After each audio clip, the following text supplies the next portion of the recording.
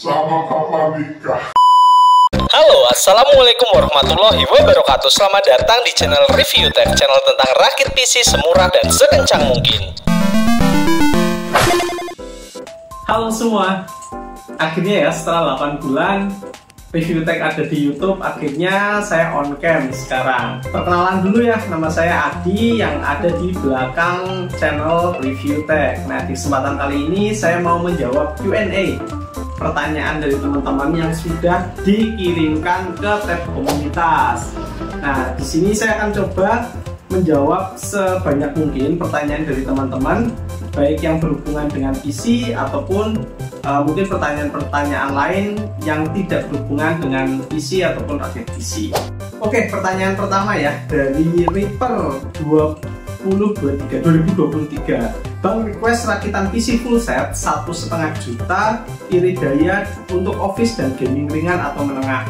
Nah, kalau menurut saya ya 1,5 juta. Jadi di breakdownnya gini, 1,5 juta itu untuk PC dan peripheral. Nah, peripheral itu ada apa aja sih? Ada monitor, keyboard, mouse, kabel-kabel, dan mini wifi biar teman-teman bisa internetan.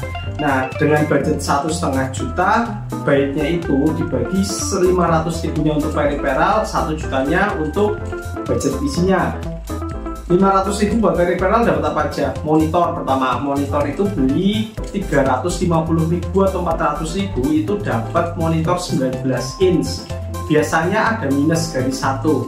Nah, kalau belinya di Tokped atau di Shopee pasti dapat, kena ongkirnya itu mahal. Jadi teman-teman cari aja di Facebook atau carilah di sekitar teman-teman di toko-toko komputer. Biasanya di sana ada bekasan dari monitor. Nah, untuk keyboard mouse cari aja yang murah ya, yang 50 ribu lah. Terus untuk mini wifi dan kabel ya paling di total paling habis 25 sampai 30 ribu. Itu 500 ribunya. Nah, sekarang 1 jutanya buat PC. PC-nya pengen yang hemat daya, bisa untuk office dan gaming ringan. Nah, kalau misalnya buat office dan gaming ringan hemat daya, saran saya itu mendingan beli PC build up yang DDR4. Sekarang udah murah banget teman-teman. Dulu itu PC build up i5 Gen 3 itu di atas 1,5 juta, tapi sekarang 1 juta itu udah bisa dapat PC build up i3 6100 DDR4. Nah, itu udah bisa buat gaming macam Valorant, macam GTA 5 setting low, terus bisa main Dota juga, dan pastinya nyaman buat dipakai untuk office dan gaming, dan dayanya itu kecil kalau pakai PC build up, sekitar paling 50 sampai 60 watt. Itu. Pertanyaan kedua dari Dava Mirza 2346. Bang, kalau misal listrik di rumah nggak stabil, mending beli stabilizer murah atau PSU bagus. Takut kalau PSU doang monitornya ikut kena, budgetnya pas-pasan. Ini saran dari saya ya, kalau misalnya listrik di rumah nggak stabil, tandanya dari apa sih? Kalau kita lihat lampu rumah itu kalau malam maghrib itu sering kayak led, itu berarti listrik di rumah kita lagi turun. Kalau sering berarti bakal sering turun. Normalnya listrik di rumah Indonesia adalah 220 sampai 240 volt. Tapi nyatanya banyak yang di bawah 200 volt. Contohnya di rumah saya ini tegangannya ini turun banget. Sampai saya itu kemarin telepon PLN karena tak cek itu cuma 198 volt di siang dan drop sampai 180 volt di malam. Itu bahaya banget buat PC. Nah, solusinya gimana? Solusi saya daripada beli stabilizer, lebih baik teman-teman beli PSU yang full range. PSU-nya nggak semua PSU 80 plus, nggak semua PSU bagus itu full range. Ada tulisannya di PSU-nya itu input, tegangan input dari 100 sampai 240 volt misalnya, atau tegangan inputnya cuma 240 volt. Nah, cari yang tegangan inputnya dari 100 sampai 240 volt yang murah.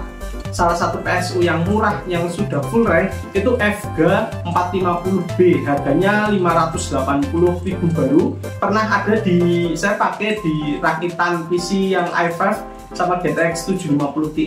Di situ PSU-nya sudah full range. Jadi walaupun tegangan kita naik turun itu aman. Nah, pertanyaannya Di sini takutnya monitornya kena kalau monitor gak usah khawatir Mas Java ya.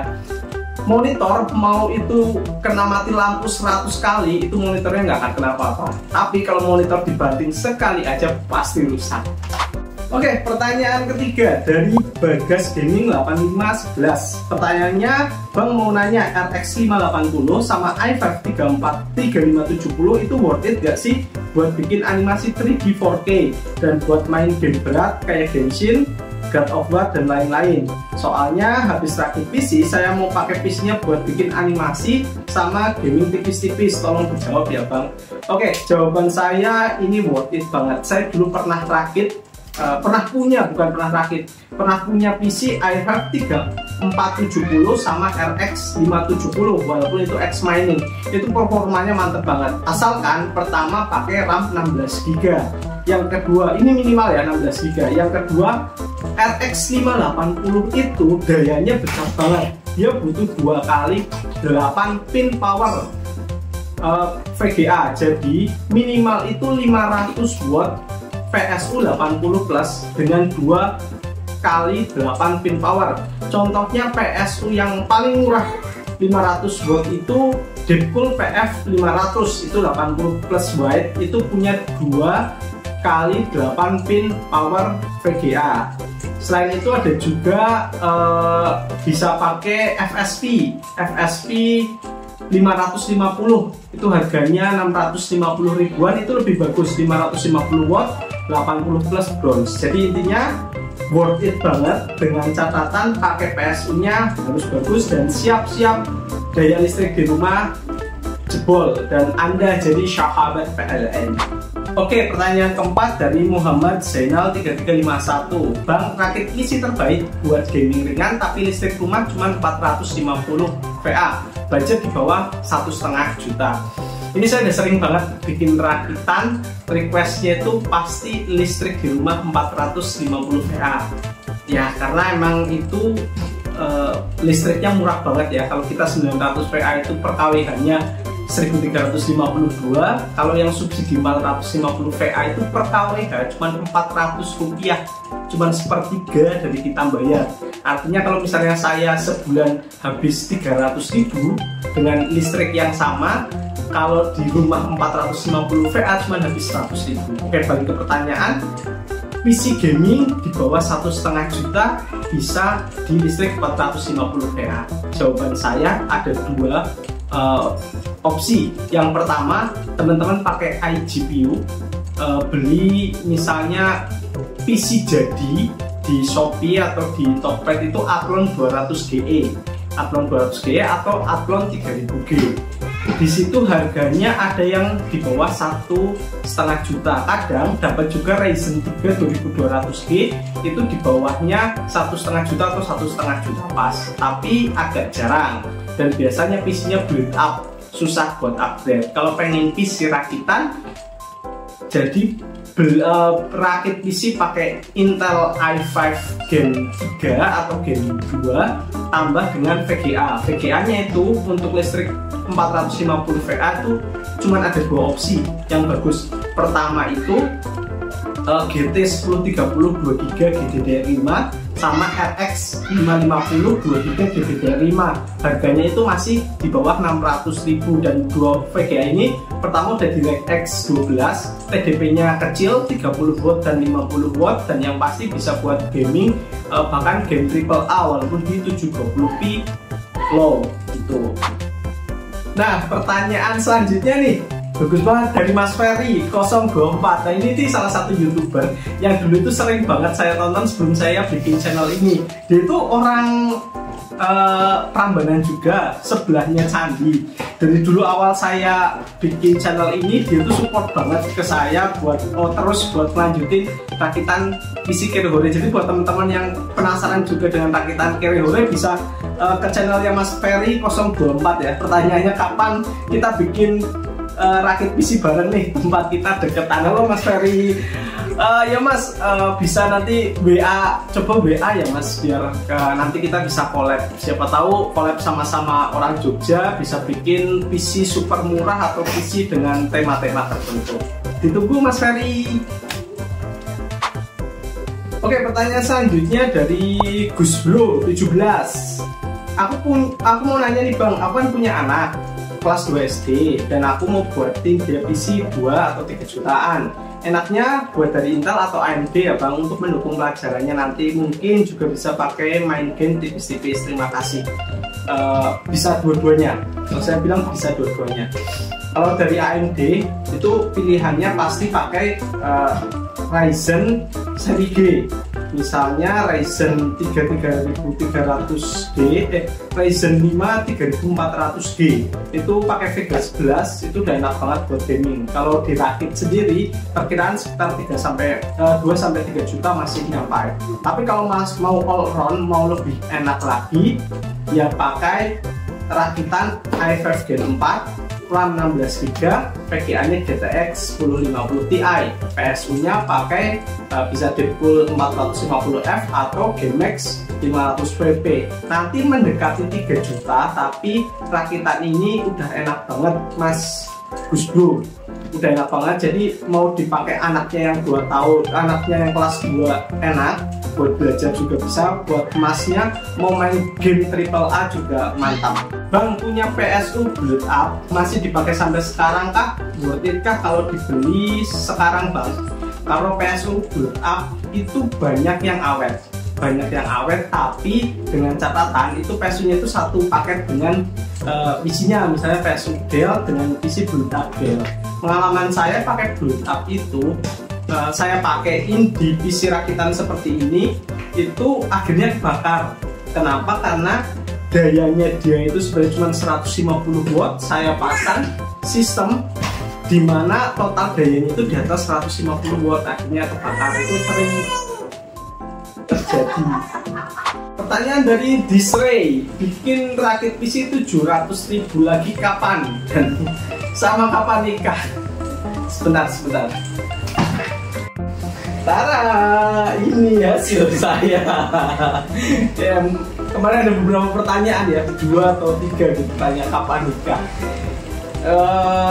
BTW saya udah 30+ ya, dan ini anak saya cewek lagi hampir 1 tahun usianya, lagi belajar ngomong sama belajar jalan ya.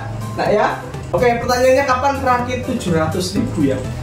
Buat saat ini masih belum ada bayangan, karena biasanya saya itu cari part murah dulu, terus searching performanya dulu, cari part murah di Tokopedia, searching performanya, lalu dipasin dengan game yang lagi viral, baru habis itu saya jumlahin ketemunya berapa, itu jadi thumbnail. Nah, pertanyaan selanjutnya dari Alpo Desa. Kalau untuk pencinta Krehore, i5 3470 atau i5 4590 yang masih rekomend dan upgradable? Jawaban saya untuk 2023 sudah pasti i5 4590. Kalau mungkin dulu 2019 prosesor idaman Krehore ya i5 3470, itu prosesor yang saya pakai juga selama hampir 2 tahun. Dulu saya belinya 500.000. Nah, kalau sekarang kita bandingin harga aja deh. i5 3470 itu harganya 200-an, sedangkan i5 4590 itu harganya sekitar 250 sampai 260.000. Mungkin selisih 100.000. Tapi bukan itu intinya. Intinya itu di motherboardnya. H61 dan versus H81 ya, Gen 3 lawan Gen 4. Nah, kekurangannya Gen 3 itu biasanya motherboard Gen 3 itu PCIe-nya itu masih PCIe 2.0. Lalu kadang itu kalau H81 yang entry level banget, motherboard entry level banget, itu masih pakai SATA 3GBps, SATA 2. Nah, ini akan menurunkan banget speed dari SSD. Misalnya harusnya SSD speednya itu kan 500 Mbps. Kalau dimasukin ke port SATA 2 akan turun sampai setengahnya, 250 Mbps. Itu sih yang paling bikin i5 Gen 4 sekarang jauh lebih worth daripada i5 Gen 3. Dan iGPU-nya jangan lupa, iGPU i5 Gen 3 Intel HD 2500 itu cuman punya 6 execution unit, sedangkan iGPU-nya i5 4590 itu punya 20 execution unit. Jadi buat gaming itu bakal jauh banget kalau tanpa VGA. Misalnya main Dota 2, i5 3470 bandingin i5 4570 tanpa VGA, itu pasti FPS-nya jauh banget pasti. Pertanyaan selanjutnya dari Moboclips. Bang, buatin rakitan PC 2 jutaan buat live streaming. Buat live streaming itu yang enak itu VGA minimal VRAM 4GB GDDR5, pakai VRAM 8GB GDDR5 juga oke.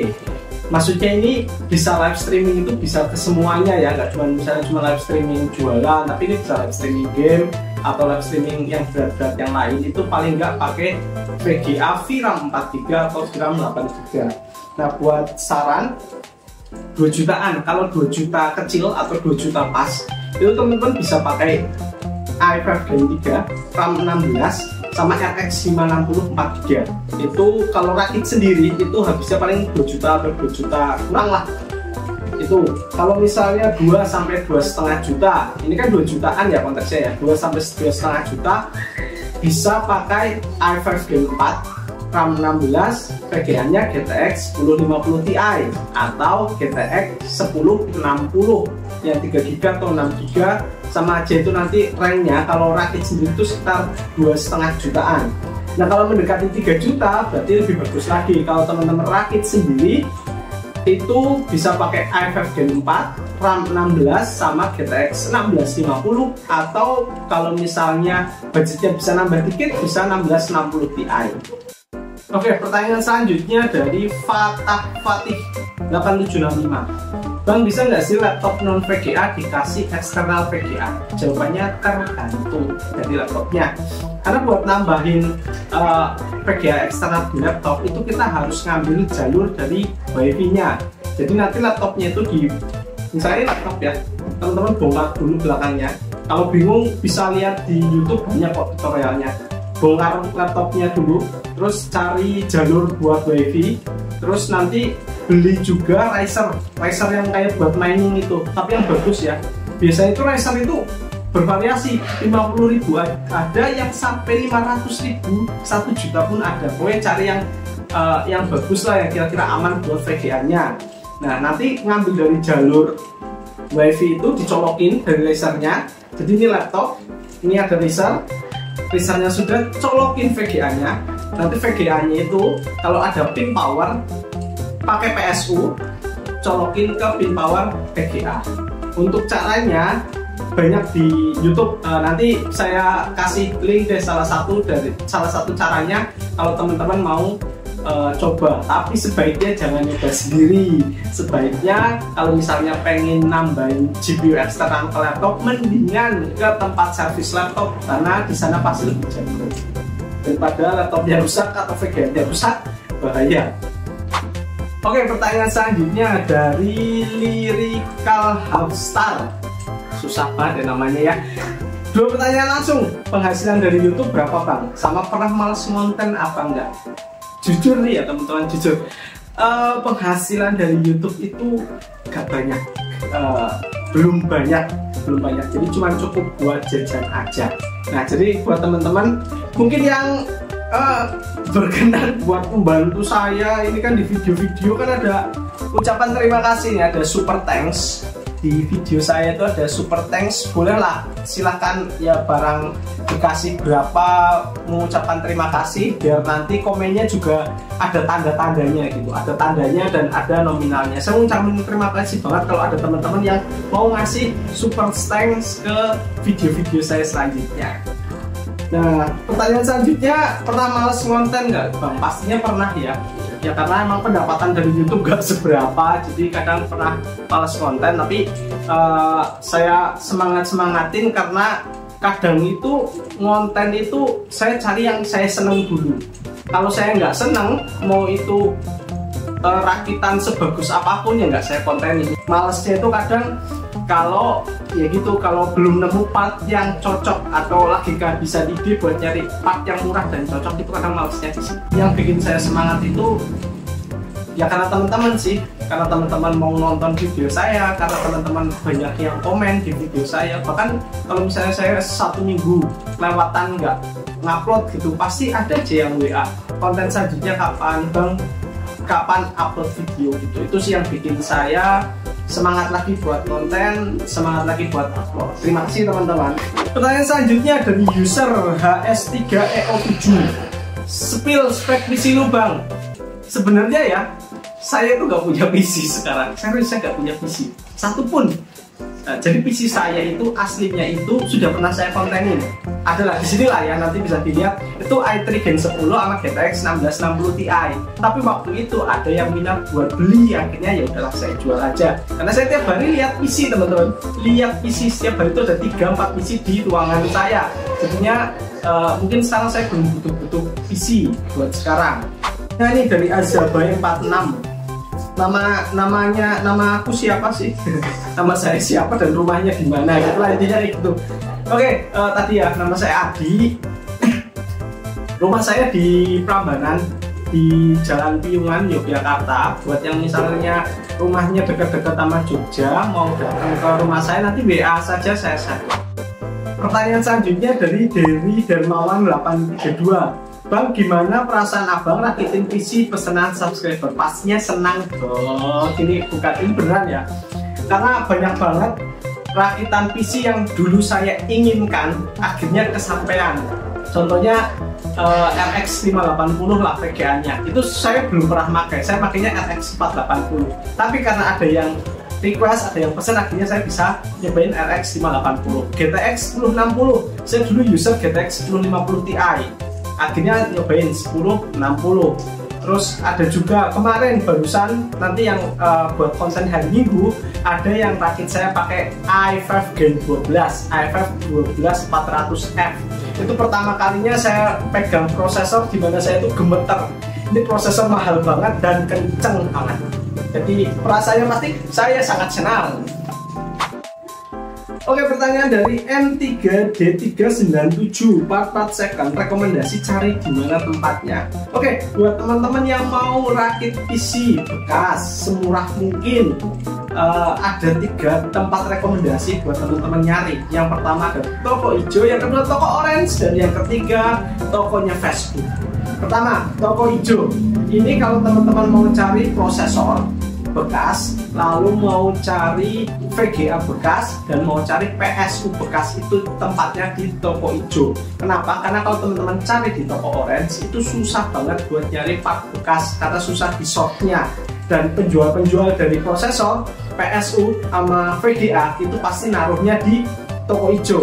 Nah, sekarang toko orange itu gimana? Kalau toko orange ini, kalau teman-teman nyari part baru, misalnya RAM baru, SSD baru, atau mungkin hard disk itu juga nyarinya di toko orange, karena toko orange itu lebih banyak gratis ongkirnya, dan kalau dapat live itu harganya lebih oke. Dan yang paling murah dan pasti harus teman-teman sering lihat adalah tokonya Facebook. Nah, di sini teman-teman buat nyari casing, yang cari part-part yang ongkirnya tuh mahal banget, misalnya casing, terus monitor bekas ya, monitor bekas itu carinya di Facebook.